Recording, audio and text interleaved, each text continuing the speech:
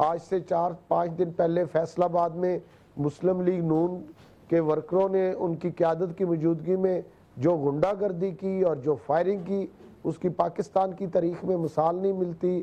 ایک خاتون، ایک آدمی اور ایک بچی، 2 سال کی بچی جو ہے وہ زخمی ہوئی اور اس کو 12-13 گھنٹے بعد اسپتال سے اس کو فارغ کر دیا گیا تاکہ میڈیا مزید شور نہ مچائے. تو یہ جس طرف جا رہے ہیں، یہ ان کی ضد اور ہٹ درمی، اور ہمیں کہتے ہیں کہ آپ عدالتوں کے فیصلے مانیں، اور آپ عدالتوں کے فیصلوں کا جو حال کل اسلام آباد کی سڑکوں میں اور تھانے کے باہر اور اندر پاکستان کے عوام نے دیکھا، ہر کسی شعور رکھنے والے شہری کا سر مسلم لیگ نون کے ان اقدامات کی وجہ سے سر شرم سے جھک گیا. ٹھیک ہے، صدیق الفاروق صاحب سے جواب بھی لے لیتے ہیں. راجہ صاحب آپ ساتھ ہی رہیے. صدیق الفاروق صاحب، آپ نے ریاض صاحب کی بات، وہ کہہ رہے ہیں کہ ایک ضدی جماعت ہے اور ماضی میں بھی عدالتوں پر حملے کرتی آئی ہے، تو اب جو ہے وہ اپنی روش پر قائم ہے. کس طرح سے ڈیفینڈ کریں گے آپ اس بات کو؟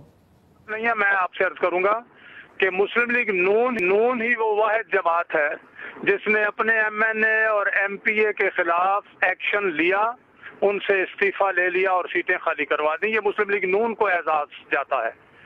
یہ مسلم لیگ نون ہے جس نے پیپلز پارٹی کی طرح سے سپریم کورٹ کے جو سوئس کیسز پہ آرڈرز ہیں، این آر او کے حوالے سے جو آرڈرز ہیں، ان پر اس نے کوئی سٹینڈ نہیں لیا جس طرح انہوں نے لیا ہوا ہے. یہ مسلم لیگ نون ہی ہے جس نے سپریم کورٹ کے فیصلوں پر وزیر اعظم نواز شریف 2 دفعہ سپریم کورٹ میں بطور وزیر اعظم پیش ہوئے، جبکہ پیپلز پارٹی کے وزیر اعظم نہیں پیش ہوئے، سپریم کورٹ نے بلایا.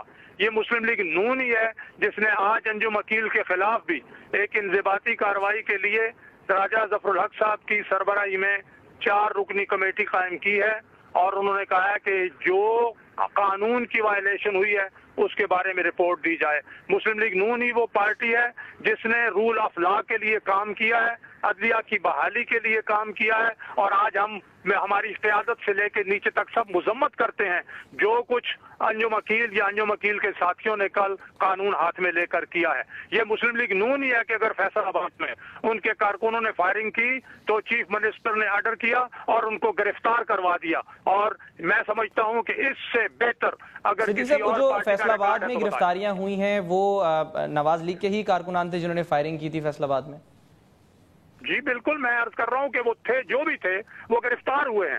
ہم نے یہ نہیں کیا کہ انہیں پروٹیکٹ کر رہے ہیں کہ نہیں جناب علی ہم سپریم کورٹ کا حکم نہیں مانتے، بلکہ خود چیف منسٹر نے آرڈر کیا کہ گرفتار کرے جو لوگ. کیا یہ بات ثابت ہو گئی ہے کہ وہ مسلم لیگ نون کے ہی کارکنان تھے؟ دیکھیے، ہم اپنی عدالتیں اگر نہ لگائیں تو بہتر ہے. قانون کو اپنا راستہ اختیار کرنا چاہیے، اور اس سلسلے میں مسلم لیگ نون قانون کی اور قانون کے رکھوالوں کی مدد کرے گی، مدد کریں گے ہم انشاءاللہ. تو یہ ٹھیک ہے، یہ جو آپ کہہ رہے ہیں ان سے میری بات سنیں، ان سے صرف اتنا ایک میری طرف سے میرے محترم سے سوال پوچھ لیں کہ انہوں نے باتوں کا جواب دیا ہے، سپریم کورٹ پہ جو انہوں نے حملہ کیا تھا ذرا اس کا بھی جواب دے دیں. صدیق صاحب کیا جواب دیں گے جو سپریم کورٹ پر حملہ کیا گیا تھا؟ سپریم کورٹ پر ہم نے اور کسی بڑے لیڈر نے کوئی حملہ نہیں کیا. ججز بیٹھے ہوئے، نہ کسی کو گرفتار کیا، نہ کسی کے بال لوچے گئے. البتہ سپریم کورٹ کے جو احاطہ ہے اس میں لوگ داخل ہوئے، اور اس سے ہماری قیادت نے میرا خیال ہے کہ 2 درجن دفعہ معافی مانگی ہے. اور لیکن اگر بعض لوگوں کو یہ بات اچھی نہیں لگتی کہ ہم نے سپریم کورٹ میں اس معاملے پر خود وزیر اعظم جناب نواز شریف نے معافی مانگی تھی اور وہ سپریم کورٹ میں بطور وزیر اعظم پیش ہوئے. ٹھیک ہے، یعنی آپ کہہ رہے ہیں کہ اس سے پارٹی پالیسی کا کوئی تعلق نہیں ہے، وہ ان کارکنان کی ذاتی رائے تھی. ہم نے تو نہیں ایسی بات نہیں ہے، مجھے موقع دیں، اس طرح نہ کریں. اب اگر راجہ ریاض صاحب مجھے بات کرنے تھے تو بہتر ہے نا، ذرا صبر کریں، انہوں نے بہت بات کی ہے. جی آپ اپنی بات جاری رکھیں، راجہ صاحب سن رہے ہیں آپ کو.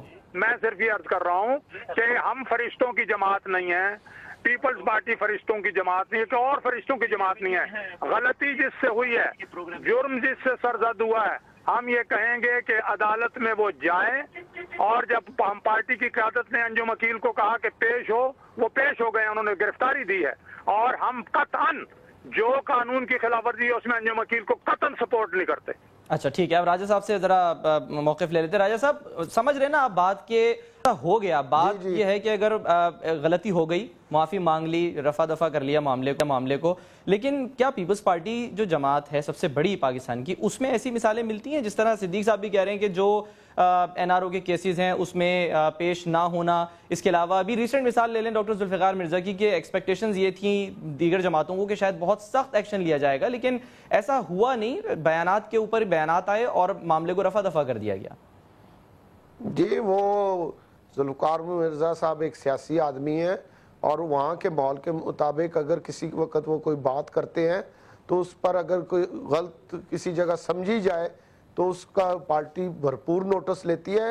یہ مافیا سب سے بڑے غلط اقدامات مسلم لیگ نون کرتی ہے، پھر یہ کہتے ہیں ہم نے معافی مانگ لی۔ اسی طرح انہوں نے بڑے آرام سے پرویز مشرف سے بھی معافی مانگ لی تھی اور ملک چھوڑ کے 10 سال کے لیے چلے گئے۔ انہوں نے کہا ہم نے کوئی معاہدہ نہیں کیا، اس کے بعد کہا ہم نے 5 سال کا کہا ہے، پھر کہا جی نہیں ہمیں یاد نہیں رہا تھا ہم نے 10 سال کا کہا ہے۔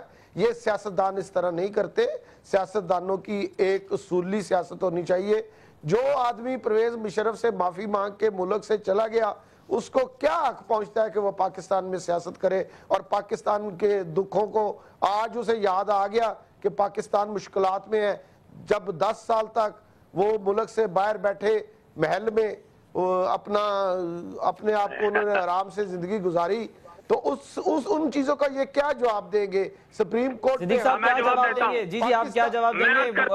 میاں صاحب محلوں کو مس کر رہے ہیں، وہ محل ان کو یاد آ رہا ہے۔ صاحب بولنے دیجئے اب صدیق صاحب، میرا جواب سن لیں، بات مکمل ہونے دے، آپ ان کا جواب ضرور سنیں۔ ٹھیک یہ میرے محترم ان کی قیادت واحد سیاسی جماعت، میں پوری قوم کو یہ بتانا چاہ رہا ہوں، واحد جب سے پاکستان بنا ہے صرف ایک دفعہ سپریم کورٹ پہ حملہ ہوا ہے اور وہ مسلم لیگ نون نے کیا ہے۔ اسی طرح بے شمار مثالیں میں آپ کو دے سکتا ہوں کہ ہم نے 11 سال، انہیں این آر او کی بڑی تکلیف ہوتی ہے، 11 سال ہم نے مشرف کی حکومت میں ہم نے کوئی ایسی عدالت نہیں کراچی سے لے کے خیبر تک جس میں آصف علی زرداری صاحب پیش نہ ہوئے ہو اور ہم نے عدالتوں کا مقابلہ کیا۔ اب بھی یہ کہتے ہیں بحال عدلیہ کو، عدلیہ کی بحالی کے تاریخ میں کارکن ہمارے شہید ہوئے، شہادتیں ہمیں نصیب ہوئی۔ محترمہ بے نظیر بھٹو نے جا کے ان کے گھر کے سامنے کہا۔ ٹھیک ہے چلیں اب ان کا بھی جواب لے رہے ہیں، صدیق صاحب کا جواب لے لیں، صدیق صاحب سے جواب لے لیں۔ جی صدیق صاحب، میں عرض کروں گا کہ 1974 میں سانگڑ میں سیشنز جج کو اس وقت کے وزیر اعظم ذوالفقار علی بھٹو کے حکم پر عدالت میں ہتھکڑیاں لگا کر، جبکہ وہ عدالت میں فیصلے کر رہے تھے، ہتھکڑیاں لگا کر گرفتار کر کے جیل بھیج دیا۔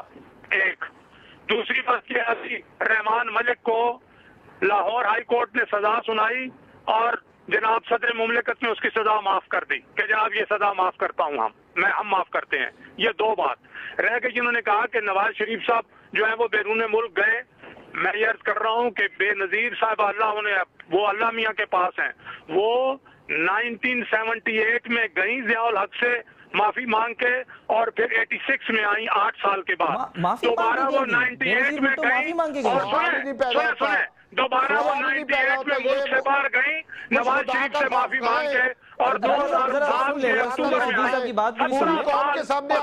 ان کو کیا پریشانی ہے؟ یہ کیوں پریشان ہو؟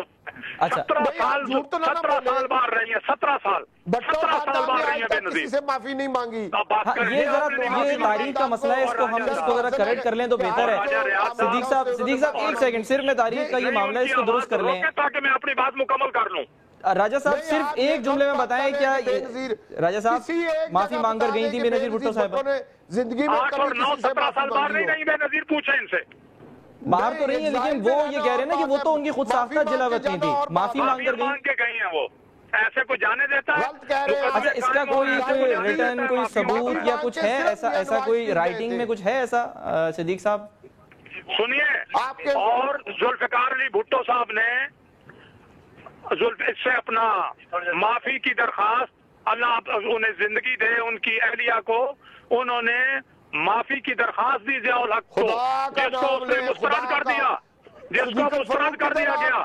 یہ پڑھے کرنل رفیع کی کتاب، یہ اس طرح نہ کریں، راجہ صاحب اس طرح نہ کریں نا، راجہ صاحب اس طرح کرنل رفیع کی کتاب پڑھیں۔ دے سکتے ہیں राजा साहब इस तरह न करें, खुदा के लिए राजा साहब, खुदा के लिए ऐसा न करें। कर्नल रफी की किताब पढ़ें, कर्नल रफी की किताब पढ़ें, आपको पता चल जाएगा। जानता हूँ ये किताबें लिखाई जाती है। कर्नल रफी की किताब पढ़ें राजा साहब, आपके सामने सारे हक़ाइक़ आ जाएंगे कि मैं हिस्ट्री में जिंदा रहना चाहता हूँ, मैं हिस्ट्री में जिंदा रहूंगा, राजा साहब आप वो केस इस वक्त सुप्रीम कोर्ट। साहब राजा साहब हम थोड़ा सा टॉपिक से भी हट रहे हैं, माजी की बात है, तारीख की बात है। मैं आप दोनों को थोड़ा सा यहाँ इंटरप्ट करूंगा, थोड़ा सा रिक्वेस्ट करूंगा मैं आप दोनों से। सिद्दीक साहब मैं दोनों को मैं रिक्वेस्ट करूंगा, मैं आप दोनों से रिक्वेस्ट करूंगा, चंद लम्हे दे दें। हम जो फुटेज दिखा रहे हैं हम वो सिर्फ दिखा दें फुटेज जो इस वक्त जो मैं आपसे मैं रिक्वेस्ट कर रहा हूँ सिद्दीक साहब, बात हम पूरी करेंगे, पूरी बात जरूर करेंगे।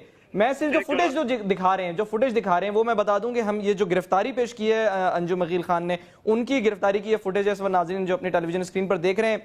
थाना कोसार है जहां पर उन्होंने गिरफ्तारी दी है और मुस्लिम लीग नून के ये वो रहनुमा है जो कि गुज़िश्ता रात उनके हामी उन्हें फायरिंग के बाद छुड़ाकर ले गए थे। तो ये जो फुटेज आप देख रहे हैं ये गिरफ्तारी की फुटेज है। यहाँ हम मजीद गुफ्तगू जो है वो शामिल करेंगे, इस पर हम मजीद भी बात करेंगे और हमारे साथ सिद्दीक फारूक और राजा रियाज साहब हैं। रिक्वेस्ट में करूंगा एक ब्रेक छोटी सी लेनी है, ब्रेक के बाद हम मजीद गुफ्तगू का सिलसिला आगे बढ़ाते हैं।